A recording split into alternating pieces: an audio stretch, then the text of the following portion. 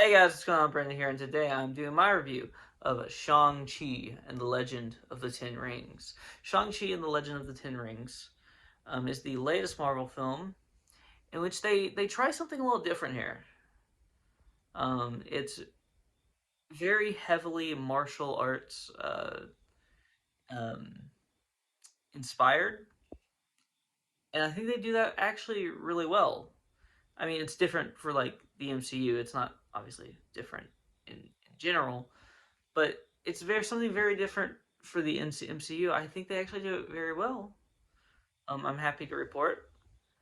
Um, it stars the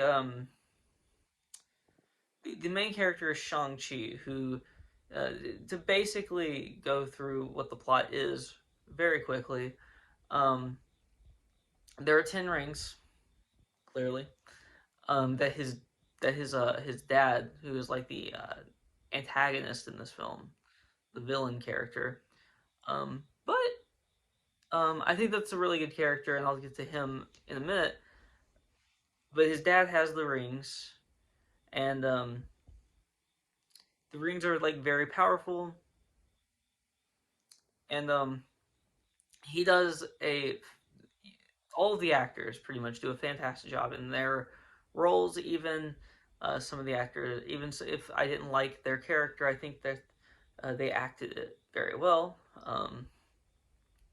But basically, what happens in this film is um, these 10 rings have the ability to do something that basically cannot be or can be done without the 10 ring without these rings, but is a lot more difficult without the rings. And and it's like a situation that arises that his father, the main character's father, Shang-Chi's father, um, although he is the villain in this film. Um, if you watch the film, you can really understand his motivation. I think it's clear and concise, and it's not just like I am evil, like a lot of Marvel villains. A lot of Marvel villains are literally just like, look at me, I'm here, and I'm evil, and I am the villain. Whereas this one is like he has a motivation. His motivation isn't just purely just being evil. His motivation is very family oriented, and it makes him out to be a better person than maybe um, than maybe he's trying to be a better person than he actually is, basically. And his motivation isn't like it's kind of selfish,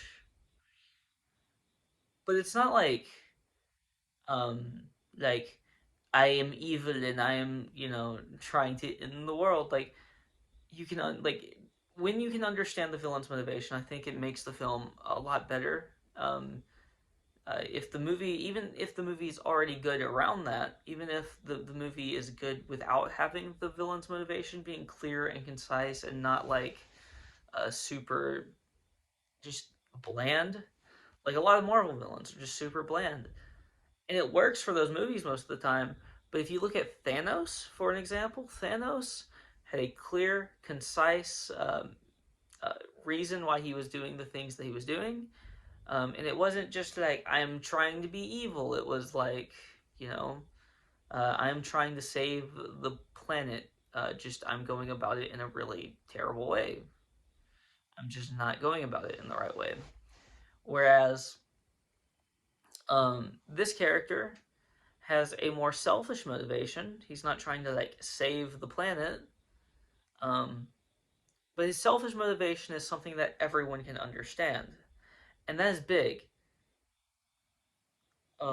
In this film, it's very important for this film to specifically be able to uh, convey that message, and I think this film does a fantastic job of that. Um, Aquafina's character, she plays like the main like Shang Chi's like friend. She is great, and she's there for comedic relief for a lot of it, but it works in this one. Sometimes the comedic relief characters in Marvel films do not work. A lot of times they just ruin the movie for me, in fact. And I'm not saying that like comedic relief is a bad thing in these movies. It's just like the way they go about it sometimes. It like ruins scenes sometimes with how they present them. This character does not ruin any scenes whatsoever. They if they're having a moment, that character does not make a joke. That character does not do something that just ruins the scene. Um, and there's another character actually that's for comedic relief in this movie that I'm not going to like. Um, I'm not gonna like say what it is. I'm gonna leave that for a surprise if you haven't seen the film yet. And it works. And again, it never ruins it. Never. Which is always a worry in Marvel films. Is like sometimes these comedic relief characters just ruin scenes. They just ruin them. We're having a moment. It's all going well. And I mean, it's not going well, but it's like it's an interesting scene, and then the comedic relief character makes a joke, and I'm just like, why do that here? Why not wait 5 minutes and do it in a situation where it's actually like warranted to make a joke? Um, if you're having like an intimate moment with a family member or something, there's no reason for some douchebag there to be making a joke. But I digress. They don't do that in this film, and take notes. Other Marvel movies, take notes. This is how you do a comedic relief character in other movies in general. Take notes. This is how you do a really comedic relief character. Also, um, the martial arts. I think I talked a little bit about this, but the martial arts in this film is done really well.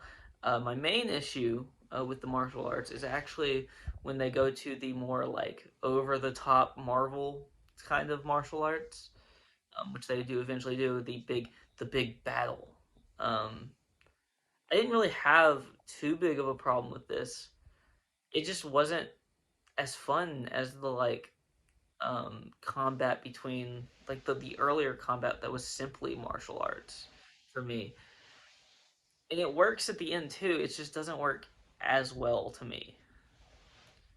Um, I don't really have a lot to say about that other than that. I mean, I'm trying to be vague here, but it does work. At the end, it just doesn't work as well as the stuff earlier, and I think we're in like the second Shang-Chi film, whenever that comes out. I think we're gonna get more of the end of this movie than we will the beginning of this movie. Sadly, um, but another thing. So there is a like the second act of this film. I think is a little too long. That's a common criticism that I have of films just in general, or sometimes I'll say movies are too short. Very that's more rare, but um, a common criticism of mine with films is length. There are some movies that are just too short. There are some movies there, and then there are more movies that are just too long.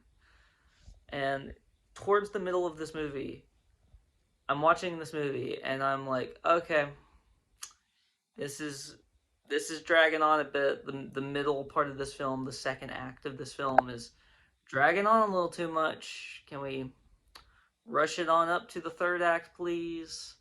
And they eventually do that, but there's like 15 there's like 10 to 15 minutes that could be shaved off in that middle portion, and you lose absolutely nothing. um but I mean, that's not a huge deal. Again, like it's a common complaint with mine. um so I don't it's not a huge deal.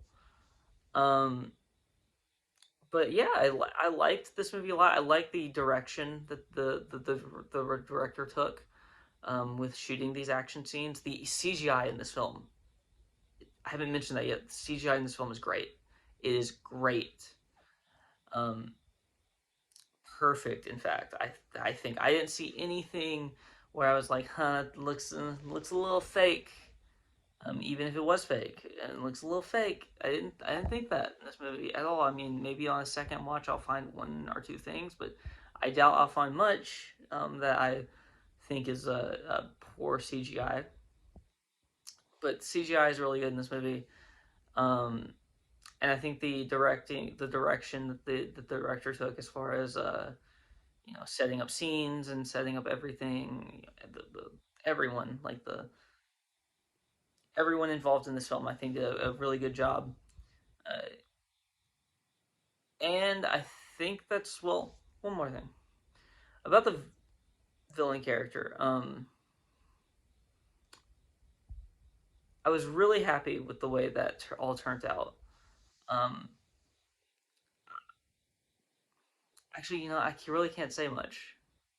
I was gonna say more about the villain, but honestly, I think that It's best if I just leave it there because if I say too much, I might give away something, and I don't really want to do that because this movie is really good. Go watch it. Go watch it.